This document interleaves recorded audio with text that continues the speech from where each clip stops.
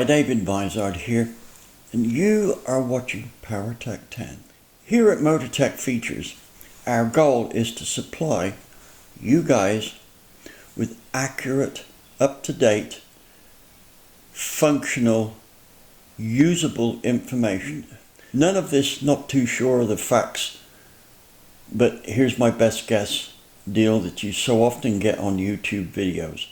What I'm going to supply you is the benefits of over 64 years of race engine building plus accurate dyno data. No opinions, right? You can argue all you want, those who are argumentative, but you have to argue with Mr. Dyno, not me, because I'm simply telling you what the dyno said. So please, for those potential detractors out there, this is all tested stuff. It is not an opinionated deal whatsoever. Anyway, on with the plot.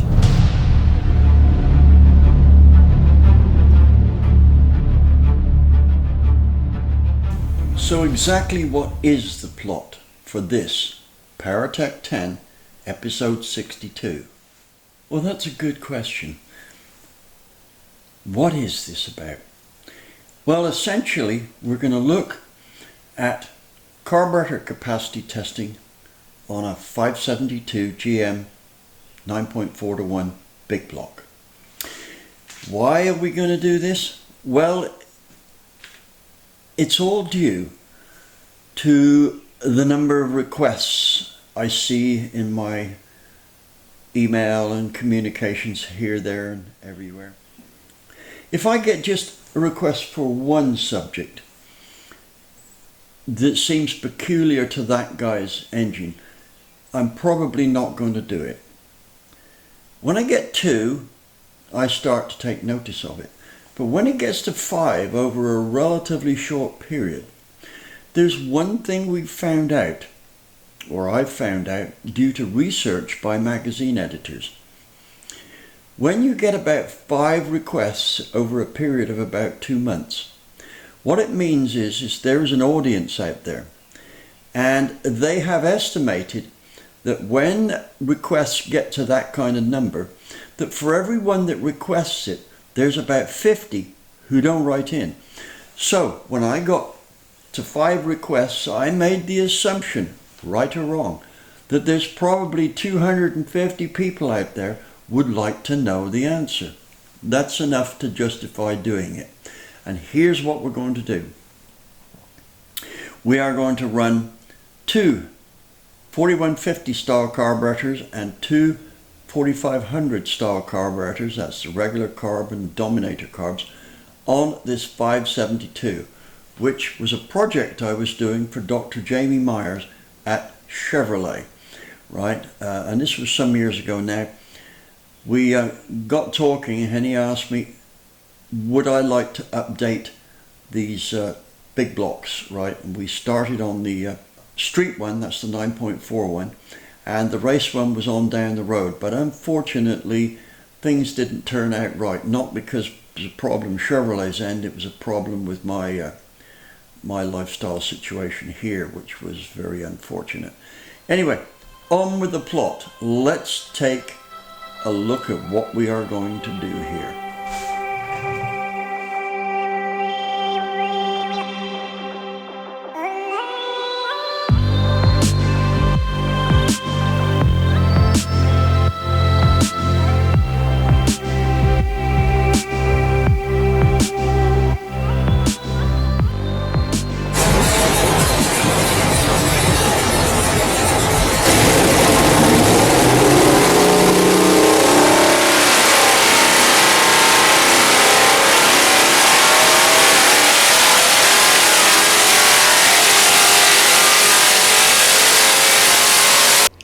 I've put the video on hold here because I want you to take note of the horsepower figure arrowed on the left hand side and the torque figure arrowed on the right hand side.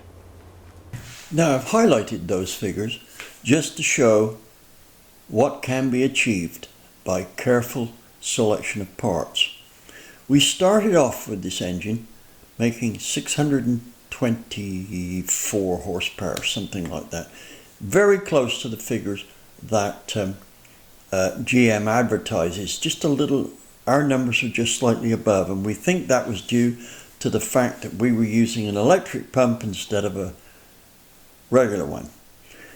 So essentially what we did was find about 175 horsepower here over what GM had. That was more than their race engine. Now bear in mind this is a 9.4 to 1 compression, so it's totally streetable, and we're running on 87 octane gas. So we out horsepowered their race engine by 85-90 horsepower. Now a lot of that came from the camshaft, right? Without flogging any cams, straight off the drawing board using my cam program, we swapped their cam for our cam. We picked up 12 horsepower at the top end, about 30 horsepower on peak torque, and no less than 80 foot-pounds of extra torque right down at the bottom of the RPM range. So this street motor went from being a street motor to a real street motor with more top end. And I'm pointing all this out because that's an engine you can get from Terry Walters, right? You just pick up the phone and you call Terry Walters Engines. I'll put the telephone number across the bottom, right? And it's all dyno proven. Now, those figures that you see pointed out in that still shot at the end of that video clip are the figures close to what we ended up with. That's not the numbers we're dealing with, and we're going to get right to that now and take a look at those numbers.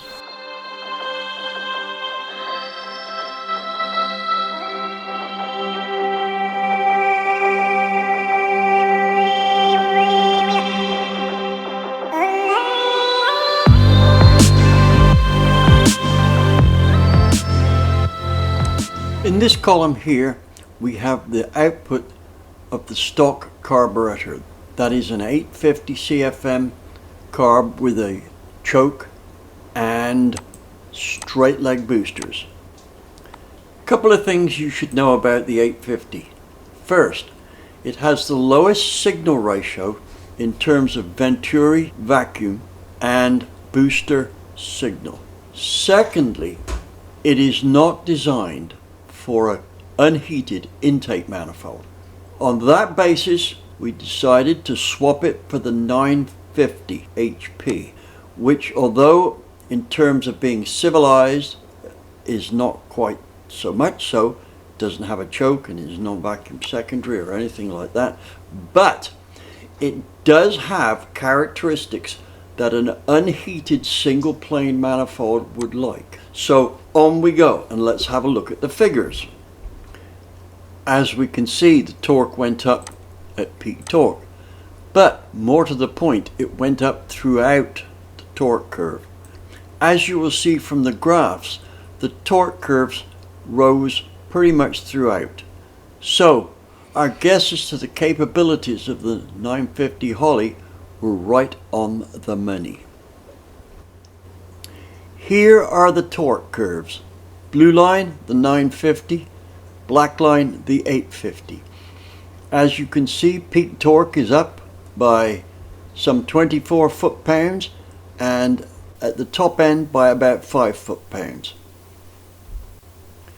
Here are the horsepower curves.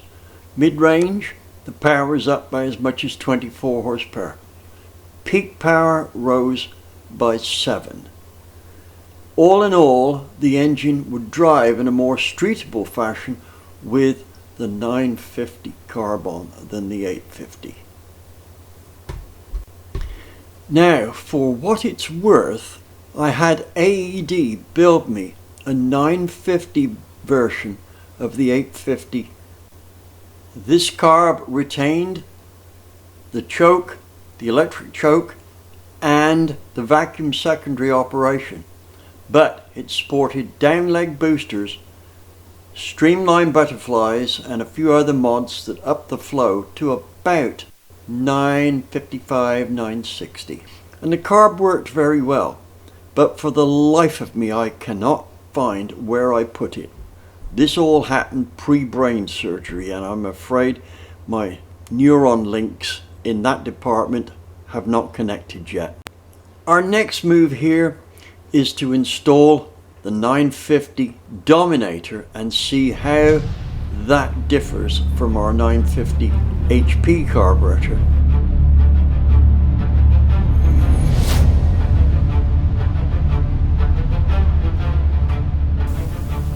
Well, obviously our big block liked that extra 100 CFM, but let's see if it needs more than that. So let's take a baseline this time by putting a 950 Dominator on it. That's the latest type of Dominator, right? I refer to it as a Super Dominator, but that's not how Holly refers to it.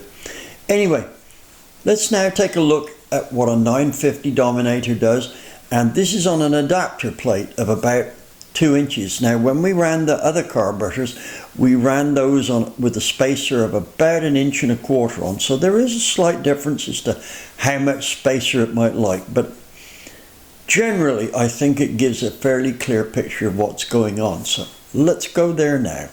Well, here's the torque curves. The blue dotted line is our 950 HP and the solid line 950 Dominator. As you can see, our 4150 950 CFM carb definitely had the best curve up until about 5,000 or so. So that's what we would stick with for the street. From those torque curves, this was the horsepower curves generated. As you can see, the 950 Dominator only just tagged the 950 HP right up at the top end.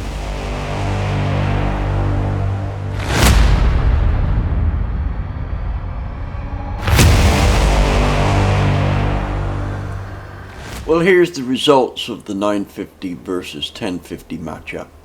Not as much difference as you might expect. The 1050 only showed a gain above 5800 RPM, and not much at that. So what's the problem? We'll investigate in a moment. Black is the 950 Dominator, red is the 1050. As you can see, there wasn't a lot of difference. 1050 just sneaked it right at the top by a small amount. What's the problem here? Looks to be that it's either cylinder head or manifold don't breathe well enough. But we can fix one of those right away.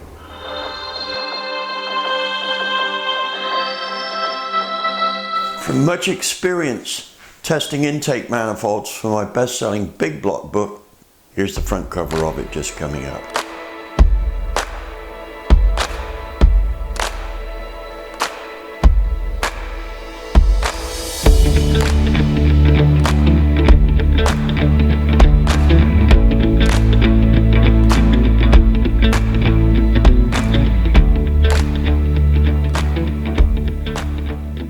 I tested many manifolds.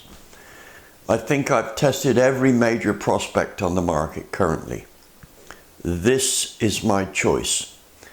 This is a Profiler intake manifold, a Sniper Junior. It was designed by my friend Darren Morgan, and he did an excellent job, but that's only to be expected. How does it differ from most manifolds? Well, basically, more work has been done on the shape of the plenum and how the ports pick up in it.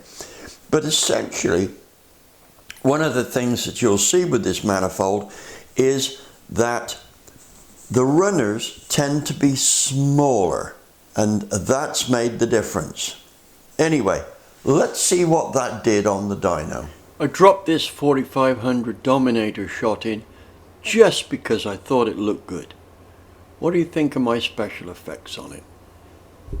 I'm starting these curves, or this curve comparison, at 4200 RPM.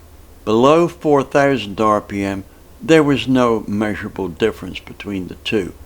Right down to as low as we could pull the engine, and that was 2800, there was only about a foot-pound difference. You can see that the with the Sniper manifold on, we took care of the airflow problem, and the engine produced just 1 horsepower shy of 800. I had a chat with Darren Morgan, and he said with this kind of cylinder head and cam and compression, 800 horsepower was about it.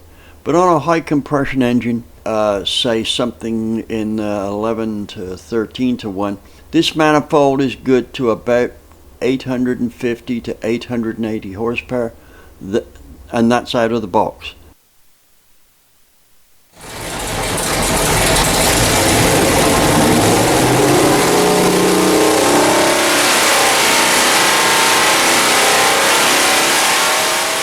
Well, that's about it for this issue. As is customary, I've got a few things to say about subscribing, liking, sharing, commenting, and hit that thanks button with the $sign on it. It's just below the right hand side of the screen. All the money that you donate there goes to St. Jude's. I can guarantee those kids need that $5, $10, whatever you're going to donate, far more than you do. This is my grief relief fund. You've got to remember that for every kid that passes away, there's 2 parents who are grief stricken. I can tell you from experience, grief from the loss of a loved one is extremely painful. It is worse, and I'm not exaggerating here, it is worse than having a leg amputated with no anesthetic. Thank you for watching.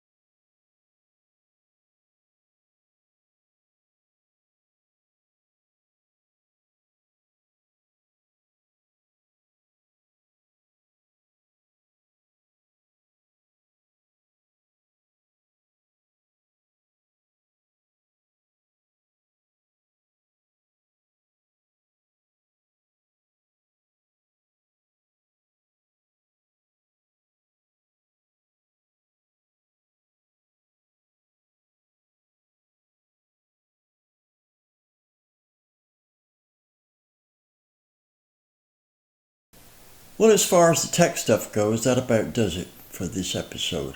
That's 62 of PowerTech 10. In closing, I would like to bring up a few things. 1. Subscribe. 2. Like. 3. Share. Very important. 4. Notify. And hit that button that says thanks. and donate some money. That money goes to St. Jude's for what I call my grief relief program.